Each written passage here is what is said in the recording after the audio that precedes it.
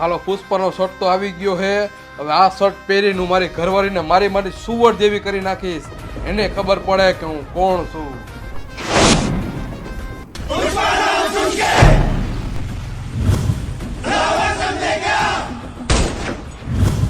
fire है तू fire नहीं वाइल्ड फायर है पुष्पा को नेशनल खिलाड़ी समझे क्या इंटरनेशनल है